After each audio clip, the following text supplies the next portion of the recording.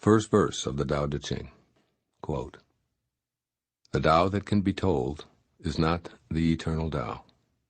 The name that can be named is not the eternal name. The Tao is both named and nameless. As nameless, it is the origin of all things. As named, it is the mother of 10,000 things. Ever desireless, one can see the mystery. Ever desiring, one sees only the manifestations. And the mystery itself is the doorway to all understanding." Unquote. Living the mystery. In this opening verse of the Tao Te Ching, Lao Tzu tells us that the Tao is both named and nameless. This sounds paradoxical to our Western intellect, and it is. Paradoxical thinking is embedded in Eastern concepts such as yin and yang, or the feminine and the masculine, and where things are comfortably described as both this and that. We in the West, by contrast, tend to view opposites as incompatible concepts that contradict each other. Yet this book is asking that we change our ingrained ways of thinking and see how our lives change as a result. The Tao is an unknowable, unseeable realm where everything originates, while at the same time the Tao is invisibly within everything. When we desire to see this invisibleness, this mystery, we attempt to define it in terms of the outer world of form, what Lao Tzu calls the 10,000 things. He counsels us that letting go of trying to see the mystery will actually allow us to see it. Or as I like to think of it, let go and let God. But how can we do that? One way is to permit ourselves to practice more paradoxical thinking by recognizing that desiring, or wanting, and desireless, allowing, are different and the same, rather like the mysterious ends of a continuum. Desiring is the physical expression of creating conditions that allow us to be receptive. That is, it's in the world preparation for receiving. According to Lao Tzu, wanting to know or see the mystery of the Tao will reveal evidence of it in a variety of manifestations, but not the mystery itself. But this isn't a dead end. From this ground of desiring, the flowering of the mysterious Tao grows. It's as if wanting transforms into effortless allowing. Desiring, one sees the manifestations. Desireless, one can see the mystery itself. When we tune into what Lao Tzu is telling us, it becomes readily apparent that our world produces abundant examples of this paradoxical process. Think of gardening and desiring those luscious homegrown tomatoes or spring daffodils. Allowing them to grow is ultimately what happens. Now think of the things in life that involve wanting and how they differ from allowing. Wanting to go to sleep, for instance, rather than going to sleep. Wanting to diet rather than dieting. Wanting to love rather than loving. In this reference to the Tao, desireless means trusting, permitting, and allowing. Desire is both the beginning and the ground of desirelessness. Yet wanting is also the beginning and the ground of allowing. They are the same, and they are different.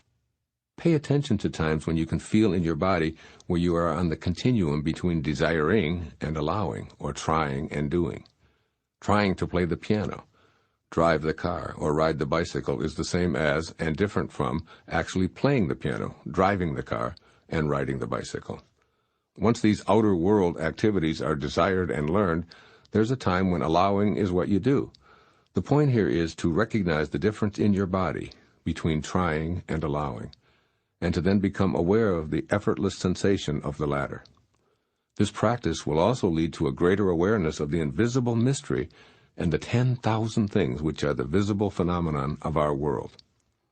The 10,000 things that Lao Tzu refers to represent the categorized, classified, and scientifically named objects of the earth, which help us to communicate and identify what we're talking and thinking about. Yet for all our technological expertise and scientific categorization, we can never truly create a human eye or liver or even a grain of wheat for that matter.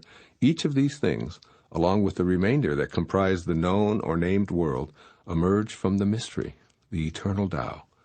Just as the world is not its named parts, we're not exclusively the skin, bone, and rivers of fluids that we're physically made of.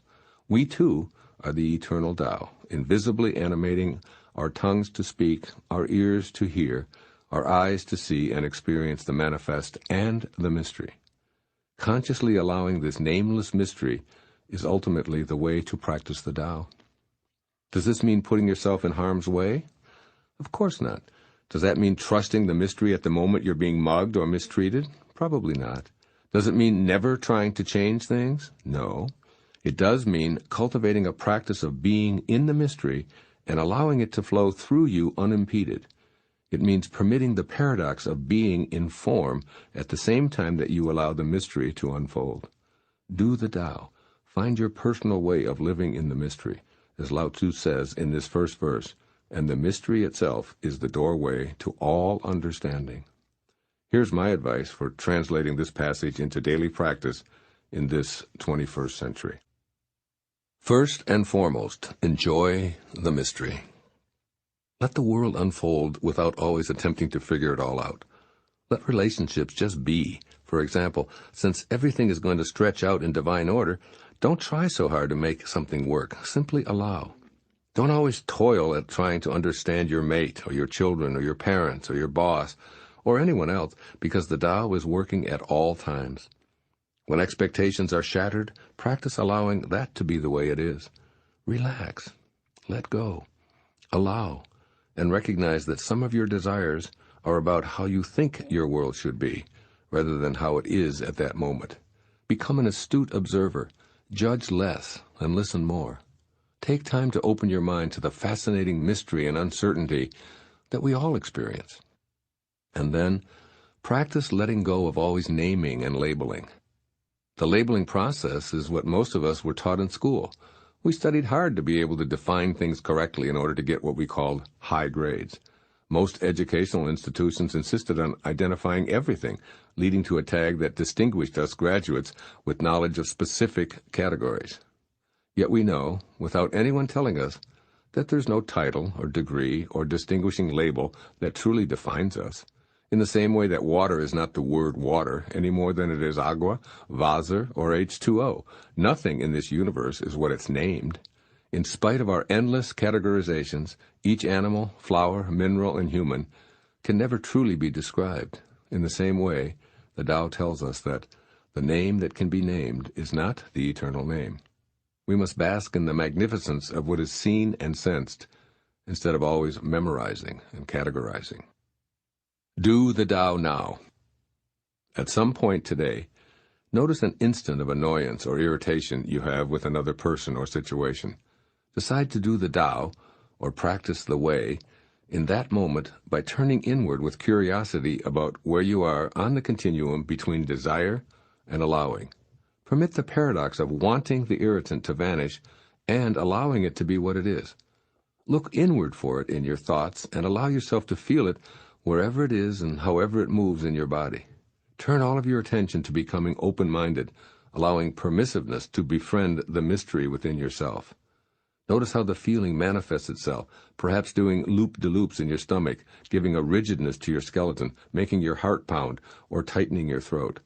Wherever it is, allow it as an enigmatic messenger within you, and give it non-judgmental attention.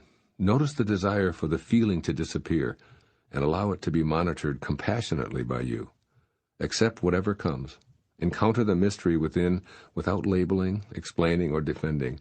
It's a subtle distinction at first, which you must take personal responsibility for identifying.